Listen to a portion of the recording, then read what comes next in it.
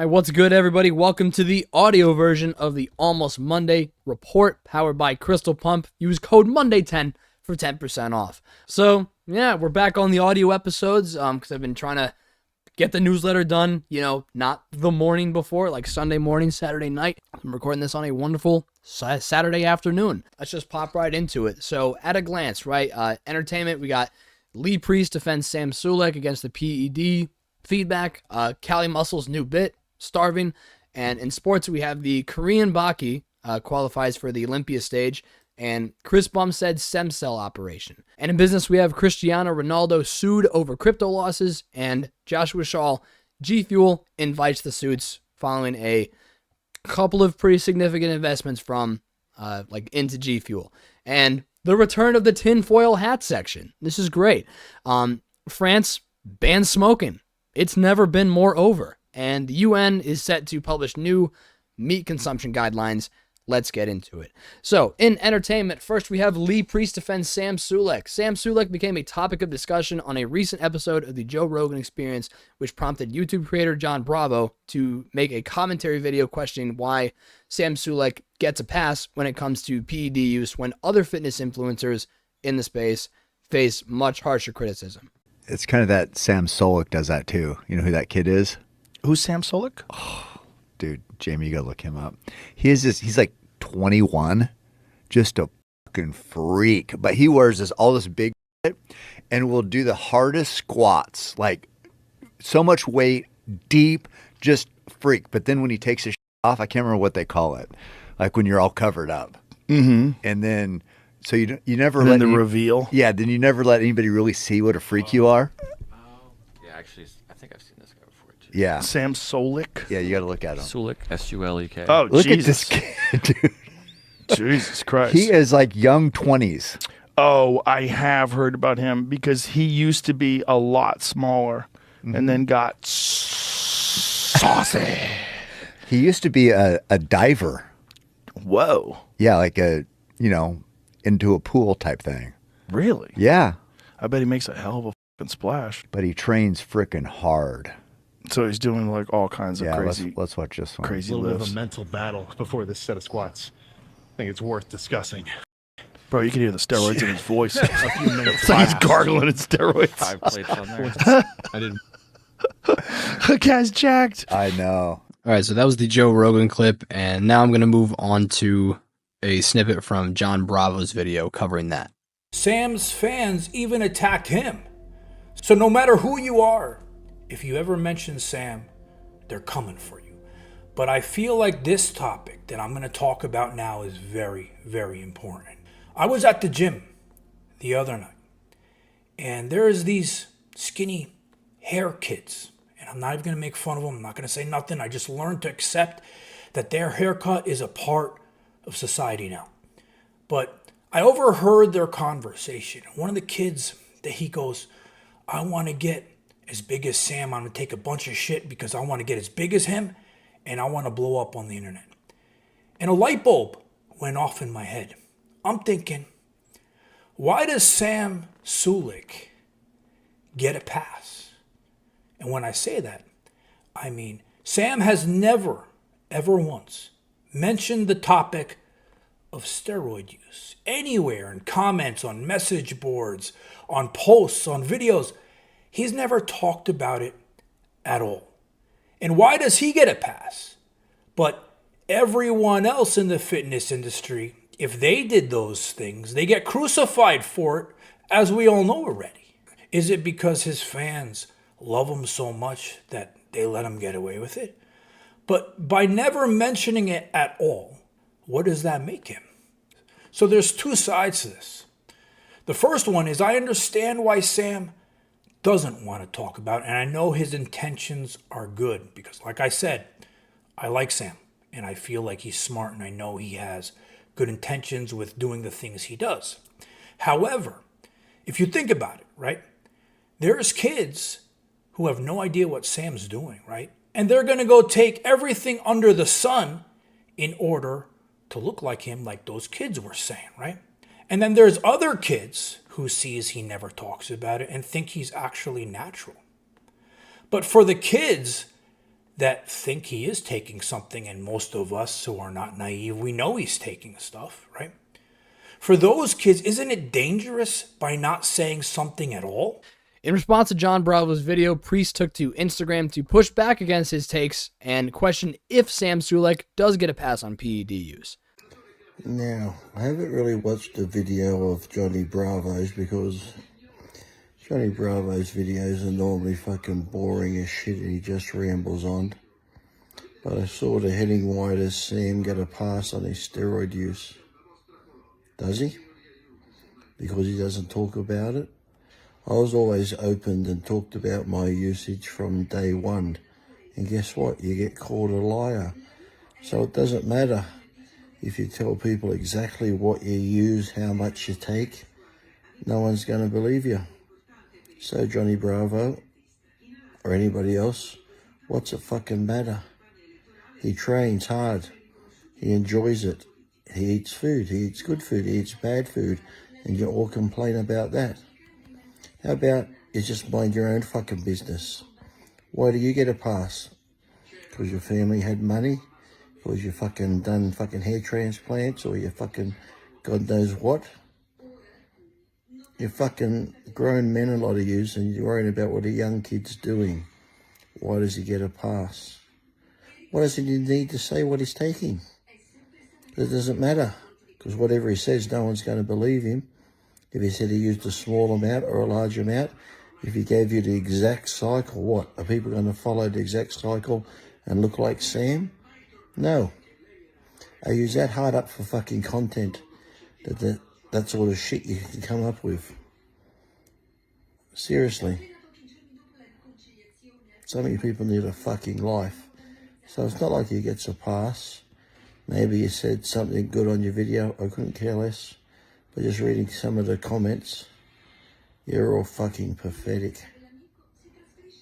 Unfucking believable.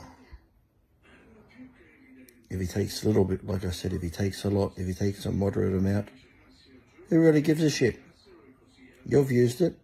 And you might say, oh yeah, but I look good for my age. So what? Right now I take 250, 1 mil, I sauce 250. Fuck, I had a shot first time in 3 weeks. People are going to go, oh, Lee, you're lying. No, I'm not. I've always been honest, but there's your point. You can be honest about what you do and what you take and no one's going to believe you. So why does Sam get a pass? Who says he does? Why don't you do a video on why do you and other people talk about Sam so much? Maybe if you and all the other people just focused on your own fucking lives, you might really have a fucking life, because it just seems without other people you don't fucking have one. So fucking pathetic. Unfucking believable. Fuck me dead. It's just...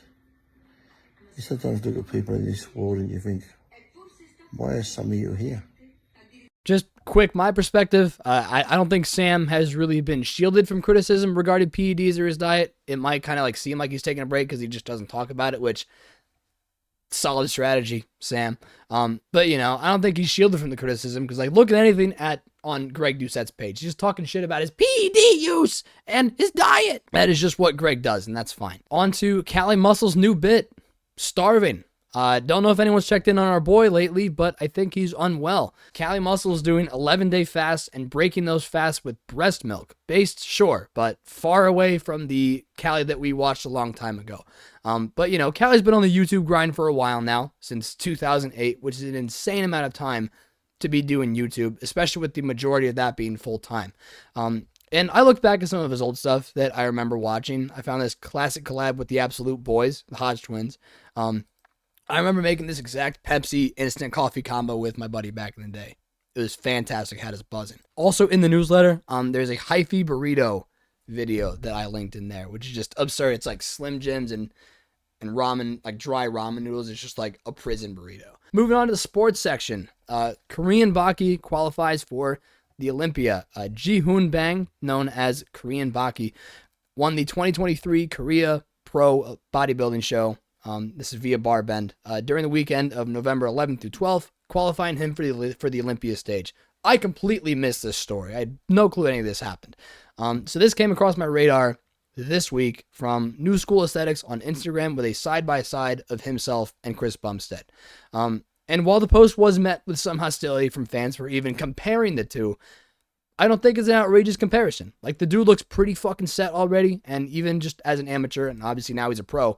But, like, both athletes had similar frames and conditioning according to the photos, but only time will tell if G can go point for point with Chris at the Olympia.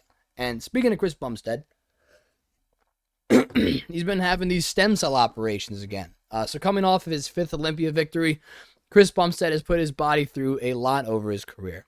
Earlier this year, Chris kept his audience updated on his torn bicep recovery after the 22 Olympia, which he used peptides PPC 157, TB 500, and stem cell injections to aid recovery. And currently, Chris is under the care of Dr. Adil Khan, who is a regenerative medicine specialist who is administering his current stem cell treatment for his kidneys. And there's a quote from Dr. Khan. For Chris, it's not like he has any chronic kidney disease. He's not even really close to that, but he wants to prevent it from his mild dysfunction getting worse. And instead of just saying, let's watch and wait and see if it gets worse, this is a preventative thing, and it's a relatively simple procedure, and it's also a one-time thing that can have a huge impact on reversing the mild damage and getting back to normal function. And that is from our boy Greg Patudo, Generation Iron. And on to the business section. Ronaldo sued over crypto losses. Cristiano Ronaldo joins other top athletes and organizations involved in lawsuits over promoting various cryptocurrency exchanges. So specifically, Ronaldo is being sued for promoting Binance, a cryptocurrency exchange that is under investigation / pending settlement over money laundering charges. Binance is being sued for illicit activities after failing to report over 100,000 suspicious transactions that the U.S. describes as terrorist groups, including Hamas, Al-Qaeda, and ISIS. That is from Reuters.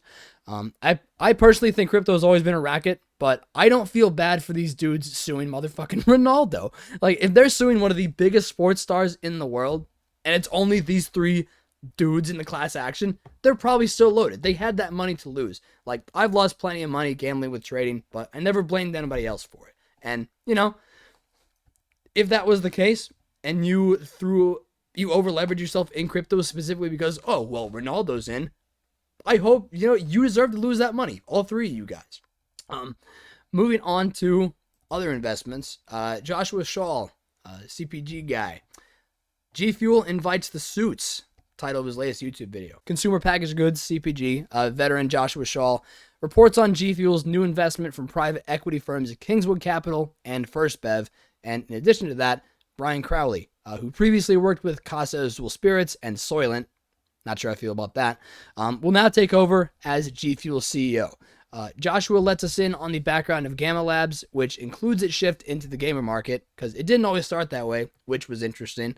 I thought G Fuel was literally just gamer fuel, but they started out just like a normal energy supplement company at first. And then I think one of the, he mentions it in the video, like one of their designers or somebody in their company was like a pro Halo gamer, and G Fuel just became a gaming brand.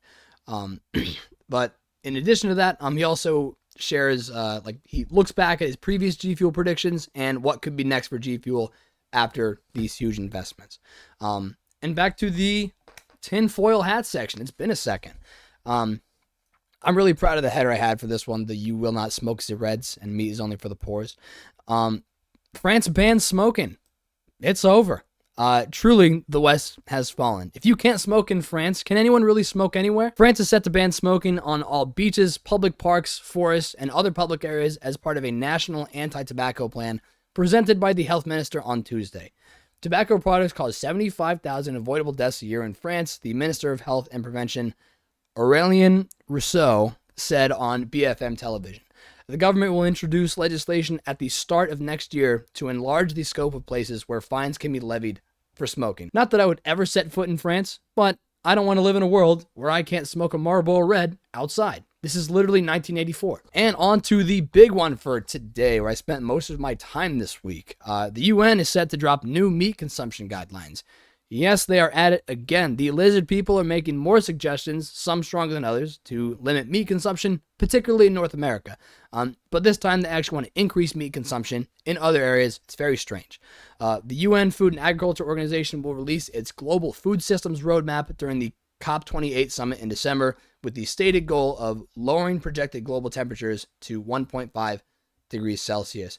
I originally got this story from Valuetainment, but as I learned the hard way with that site, I have to go a few sources back just to double check, especially once I see it is being reported without saying who's doing the reporting, and they just put that in their fucking article. I fully trust the integrity of the founder, PBD, great guy, and the PBD podcast team, but the individual writers on VT cannot borrow that credibility. I've been burned too many times by that. So I went back to a Bloomberg article, which was written in a relatively neutral tone. So I go over the whole article in the latest episode of the Rafi's Desk podcast, which is also where these audio versions go, so it'll probably be next. Because there are definitely some fucky things going on, and there are things we have to watch out for, but it's not as doom and gloom as the headlines make it out to be yet. You'll see why I say yet if you listen to the episode. The full episode is available on YouTube and Spotify. Feedback can be submitted via YouTube comments or Spotify Q&A. And closing out here, the final section, Rafi's Desk. Just trying to keep on that podcast grind. I like doing the shorter 1 to 2 topic ones. Hopefully we'll do the extendo episodes every once in a while. Something I noticed last week was a couple of companies extending their Cyber Monday sales into Wednesday. And at the time when I wrote this email, I need to edit it. It was Wednesday. There was one company, there were a couple that extended it into Friday, even today. And granted, like the one that extended it into today was I don't know how they're doing. They're probably on the verge of bankruptcy, so it makes sense. But I was like, what are you guys doing? Not to mention the tsunami of emails I kept getting, again, on a Wednesday and a Friday. Like there was one company that if I went back and counted, it's got to take a good section of my first page of my entire fucking inbox. It's annoying. Like I didn't buy it the first time. I'm not doing it again. I didn't even do like the sale this year. The merch for my sub is still kind of like on the back burner because I'm trying to get better materials, better designs, but kind of getting some money around for that first. To actually get like the good shit, like the great shit. Because like because the sources I'm using now are good, but it's not like the like this shirt. I got it free from the Arnold. It's like a strength coach shirt. If any of you guys went, you might have this one. Super nice, heavyweight one. And I found the manufacturer the manufacturer for it, Los Angeles Apparel, and I'm trying to get into that, but I have like a vendor's relationship, so I'm still getting into that, but we'll see what's up there. Where was I? So I'm assuming some sales just didn't go well, given the economic conditions. That's probably why I got bombarded with emails. But who knows, Oh, man. My voice cracks. Jesus. And I'm assuming some sales just didn't go well, given some economic conditions. But, who knows? Just thought that was interesting. And speaking of economic conditions, I've got a great recession recipe for lifter soup. You just need 4 eggs, ground beef, green beans, ramen noodles, and the ramen flavor that came packed with it. I haven't finished this part of the email yet. But no, pretty much you boil the water, not a lot of it, right? Throw like 3 or 4 eggs in there. Let those cook for a little bit. Then noodles, flavor packet, ground beef, already cooked ground beef, by the way, just so it's like a guarantee that it's actually cooked all the way through. Stir it up, take some frozen green beans, put it on top afterwards, and lifter soup. Don't know what the macros are, and it's probably entirely too much sodium because I put, salt on the beef and the ramen flavor packet, but it's pretty good. I've had headaches for a little bit, but it's probably nothing big. I haven't mentioned the Absolute Boys Crystal Pump. Yeah, I did initially. But yeah, so by the way, it's fully stocked now. All flavors, all flavors, the pre-workout, the sleep stuff. I think they still have some of their Crypt collab. But yeah, now the Monday Iron community is showed out some with some referral orders, so I really appreciate that. That helps me out and helps out Steve and the boys down there. And aside from the stacked ingredients on there, I've mentioned this before. It is literally coming out of Gainesville, Florida.